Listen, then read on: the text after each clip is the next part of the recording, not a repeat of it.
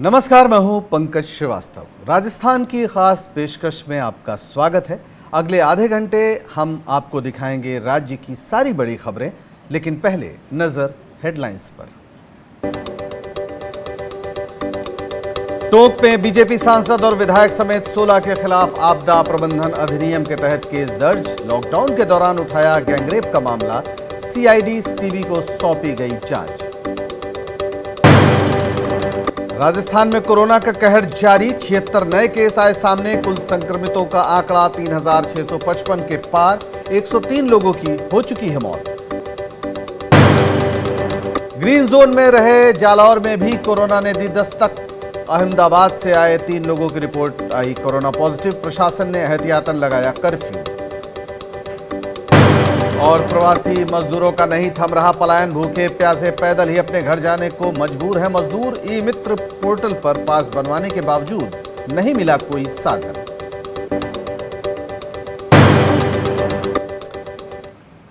और सबसे पहले खबर टोंक से। टोंक के मालपुरा थाने में बीजेपी सांसद सुखबीर सिंह जौनापुरिया और मालपुरा के विधायक कन्हैयालाल समेत 16 के खिलाफ कई धाराओं में मामला दर्ज किया गया है। आपदा प्रबंधन अधिनियम 2005 के तहत भी मामला दर्ज किया गया है।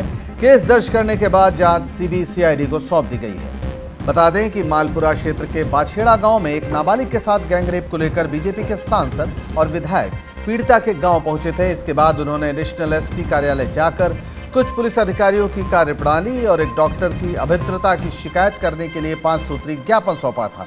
इसके बाद मालपुरा के थाना अधिकारी ने इसे आपदा प्रबंधन अधिनियम का उल्लंघन माना और नेताओं के खिलाफ केस दर्ज कर मामला सीबी सीआईडी को भेज दिया। मामला दर्ज करने को लेकर बीजेपी नेताओं में गहरा रोष है। खबर पर ज्यादा जानकारी के लिए हमारे साथ जुड़ गए हैं हमारे संवाददाता रविश टेलर।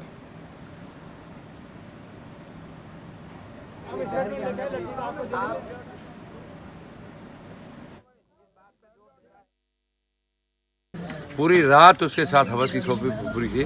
उसके बाद में वो बेहोश पते। अगले दिन जब गांव में ढूंढ पड़ी करके तो जब वो लड़की मिली, उसके बाद में प्रशासन ने जिस हिसाब की हरकत की है वो एक बहुत निंदनीय है। उसके बाद में जब उसकी डॉक्टरी करने गए तो वहाँ पर डॉक्टर प्रियंका मीना थी, उसने इस बात की अभद्र भाषा यूज़ की है कि तेरा करैक्टर ये तो इस टाइप की है, और उस हिसाब के बाद में उसके साथ ये हुआ।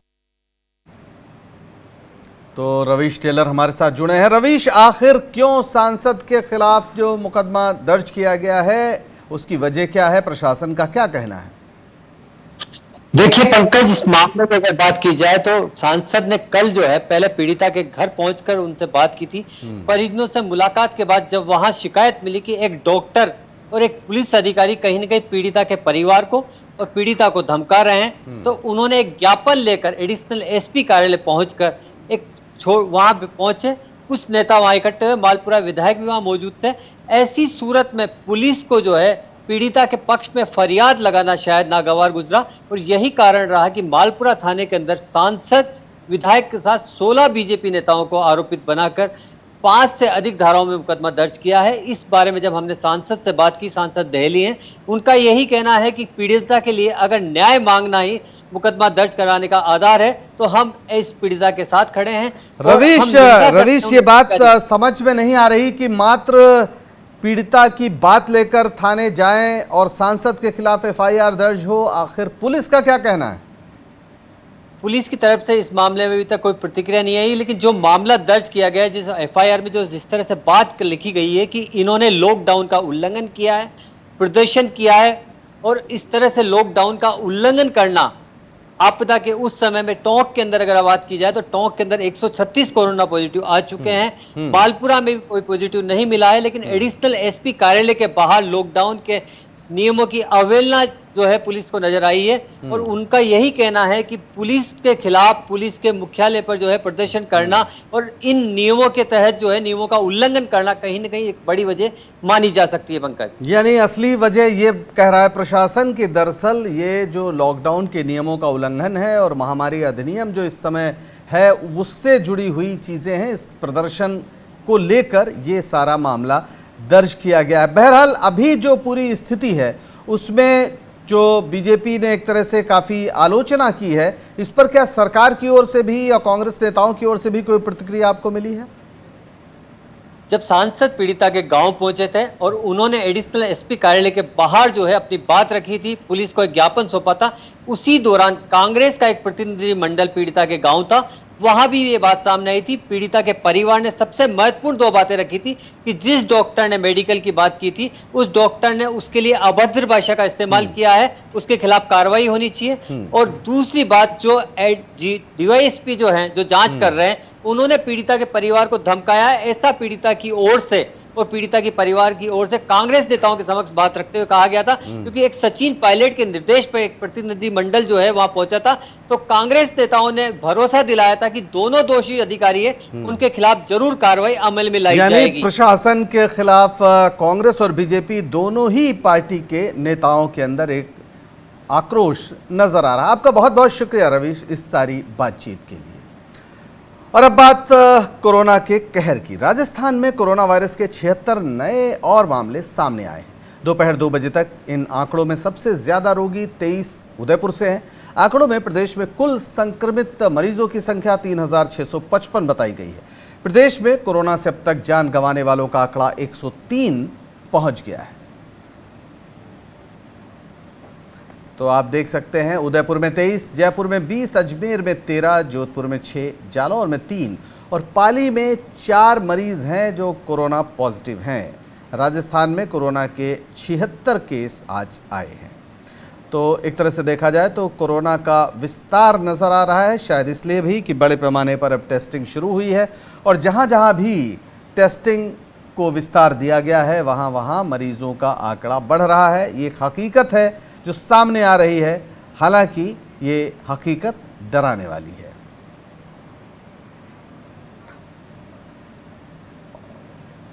और अब तक ग्रीन जोन में रहे राजस्थान का जालौर जिला भी अब कोरोना से पीड़ित नजर आ रहा है। कोरोना ने वहां भी दस्तक दे दी है। जसवंतपुरा उपखंड क्षेत्र से 3 कोरोना के नए मामले सामने आए हैं। गुजरात से आए कारलू गांव के एक शख्स की रिपोर्ट पॉजिटिव आई है। कलापुरा गांव के एक दंपति की रिपोर्ट भी पॉजिटिव आई है। जानकारी के मुताबिक तीनों प्रवासी गुजरात से आए थे। संदिग्ध होने पर सैंपल भेजे गए और रिपोर्ट पॉजिटिव आई। दंपति 2 मई को अहमदाबाद से कलापुरा आया था। उसके बाद संदिग्ध होने पर 5 मई को परिवार के 5 सदस्य को क्वारंटीन में रखा गया। वहीं 3 मई को अहमदाबाद गुजरात से पहुंचे कारलू निवासी एक व्यक्ति को भी संदिग्ध होने पर क्वारंटीन किया गया था, जिसकी भी रिपोर्ट पॉजिटिव आई। जिले में अब तक संक्रमित हुए लोगों की संख्या 8 हो गई है। हालांकि जालौर जिला 5 मई तक ग्रीन जोन में था, लेकिन अब यहां भी कोरोना ने दस्तक दे दी है। जिले में कोरोना के केस सामने आने के बाद प्रशासन सतर्क हो गया है और कंटेनमेंट जोन में कर्फ्यू लगा दिया गया है।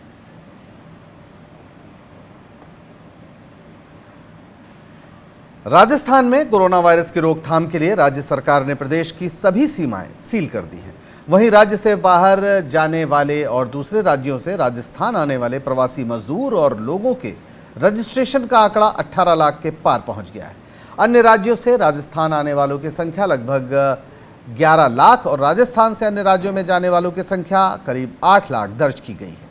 वहीं अब पास जारी नहीं होने की स्थिति को देखते हुए हजारों मजदूर रेल बस की उम्मीद छोड़ पैदल ही अपने राज्यों की ओर निकलने को मजबूर हैं। राजस्थान आने वाले प्रवासी मजदूरों में ज़्यादातर मजदूर महाराष्ट्र से हैं। वहीं राजस्थान से जाने वालों में सबसे ज़्यादा मजदूर बिहार के हैं। राज्य सरकार के आला अधिकारियों ने सरकार से कहा है कि सीमाएं सील होने के बाद पोर्टल पर प्रवासी मजदूरों का रजिस्ट्रेशन तत्काल बंद कर देना चाहिए। अन्य राज्यों से आ रहे प्रवासी मजदूरों के क्वारंटीन को लेकर राज्य सरकार ने सख्ती बरतना शुरू कर दिया है। प्रदेश में अभी तक 1,30,000 से ज्यादा प्रवासी मजदूरों को क्वारंटीन किया गया है। राजस्थान के मुख्यमंत्री अशोक गहलोत ने कहा है कि कोरोना महामारी में कांग्रेस सरकार के साथ है। उन्होंने कहा कि कांग्रेस अध्यक्ष सोनिया गांधी ने भी पीएम मोदी को पत्र लिखकर संकट की घड़ी में साथ देने की बात कही थी। हमारे देश में आपको जान के खुशी होगी, पूरा मुल्क एकजुट है। अभी जितने भी हमारे जो लेखक हैं, राइटर्स हैं, साहित्यकार हैं, उन सबका मानना है कि पहली बार पक्ष विपक्ष में ऐसी एकता देखने को मिल रही है। हमारी कांग्रेस प्रेसिडेंट सोनिया गांधी ने भी पत्र लिखा मोदी जी को और कहा पूरी पार्टी आपके साथ खड़ी मिलेगी। आप इस रूप में पूरी सरकारें, हमारी राज्य सरकारें और केंद्र सरकार, सब लोग मिलकर काम कर रहे हैं। मुख्यमंत्री अशोक गहलोत ने यह भी कहा कि अभी प्रदेश में 10,000 रोज टेस्ट हो रहे हैं, लेकिन जल्दी ही हम 25,000 टेस्ट रोज करने वाले हैं। जो स्वास्थ्य सेवाओं को मजबूत किया हम लोगों ने, चाहे आईसीयू बेड बढ़ाने की बात हो, वेंटिलेटर की बात हो, पीपीई किट की बात हो, टेस्टिंग लेबोरेटरी की बात हो। कोई वक्त था कि हमें पूना और दिल्ली भेजने पड़ते थे सैंपल।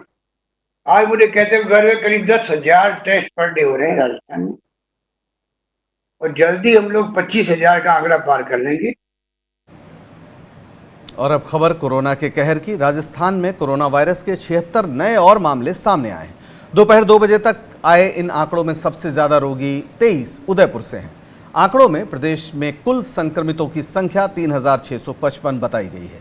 प्रदेश में कोरोना से अब तक जान गंवाने वालों का आंकड़ा 103 तक पहुंच गया है।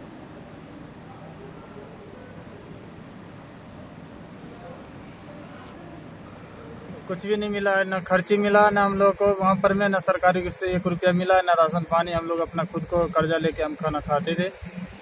17 तारीख को घर से निकले थे, 18 को राजस्थान जोधपुर गए थे, 19 को बैठे, 2 दिन मात्र काम किए थे बस। 5-6 हज़ार रुपया कर्जा ले लेके खा करके जब नहीं हुआ बर्दाश्त तो निकल पड़े वहाँ से। हमारे पास ना खाने का सुविधा है, ना बर्तन है, ना राशन है, ना गैस है। कहाँ जाएंगे आप? हम लोग बिहार जाएं, कैसे इंतजार करें बताइए सर, आप ही बताइए। क्या माटी कोड़ के थोड़ी खाएंगे। और अब बात प्रवासी मजदूरों की। प्रवासी मजदूरों का पलायन फिलहाल थमा नहीं है। मजदूर लगातार पैदल ही अपने घरों को जाने के लिए मजबूर हैं, क्योंकि पिछले 2 महीने से किसी भी तरह का कामकाज नहीं होने पर उनका रोजगार छिन चुका है। जो पैसे थे वो खत्म हो गए। बिना काम के कोई भी फैक्ट्री मालिक इन्हें पैसा नहीं दे रहा। ऐसे में मजबूर होकर ये लोग अपने घरों की ओर लौट रहे हैं। वाहनों की व्यवस्था नहीं होने की वजह से मजदूर अपने घर का पूरा सामान सिर पर उठाकर पैदल ही चलने को मजबूर हैं।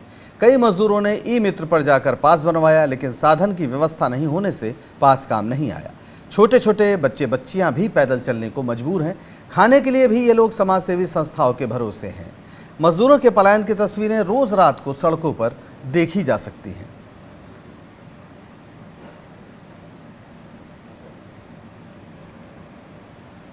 बीकानेर में भी कुछ ऐसा ही नजारा देखने को मिला। प्रवासी मजदूर पैदल ही अपने घरों को जाने के लिए मजबूर दिखे। मजदूरों का कहना है कि वे पिछले 50 दिनों से बेरोजगार थे। उनके सामने रोजी रोटी का संकट भी है। मजबूरी में उन्हें पलायन करना पड़ रहा है। मजदूरों का कहना है कि उन्होंने कई लोगों से संपर्क किया, लेकिन घर जाने की कोई व्यवस्था नहीं हो पाई। भीमसेना के प्रदेश अध्यक्ष राजेंद्र मेघवाल ने कहा कि यह सरकारों की विफलता है, जिसके चलते मजदूरों को मजबूरी में पैदल जाना पड़ रहा है। ये अब करीब 50 दिन हो गए हमें बैठे हुए, और नहीं तो हमें फिर कोई खाने का व्यवस्था हुई नहीं, कोई वैसे ही। फिर हमने सोचा कि घर ही निकल जाएं, अब क्या करें, हम जहाँ बैठे बैठे भूख से मरना है, सर पैदल ही चले अब यात्रा अपने करें। तो सर हम अब पैदल जा रहे हैं, अब 10 दिन करीब लग जाएंगे सर पैदल जाने। वहीं बीकानेर में प्रवासी मजदूरों ने जिला कलेक्ट्रेट जाकर घर पहुंचाने की गुहार लगाई। अपनी मांगों को लेकर बड़ी संख्या में मजदूर कलेक्ट्रेट पहुंचे, जहां उन्हें रोकने के लिए पुलिस को भी काफी मशक्कत करनी पड़ी। इस दौरान एसडीएम रिया केजरीवाल और सीओ सिटी पवन मीणा ने मजदूरों को समझाया। मजदूरों ने कहा कि उनके पास ना तो रहने को घर है और न ही खाने को रोटी। उनका काम भी बंद हो गया है, इसलिए कई कई दिनों तक भूखे रहना पड़ता है। हम लोग सर काम करने के लिए आए हुए थे। एमपी मध्य प्रदेश पन्ना जिले के रहने वाले हम, और अपील यहाँ पे की थी कोर्ट पे, जो 10-12 दिन हो गया हम लोगों की कोई सुनवाई नहीं है। और खाना पीना भी 1 दिन आता है तो 4 दिन नहीं आता है।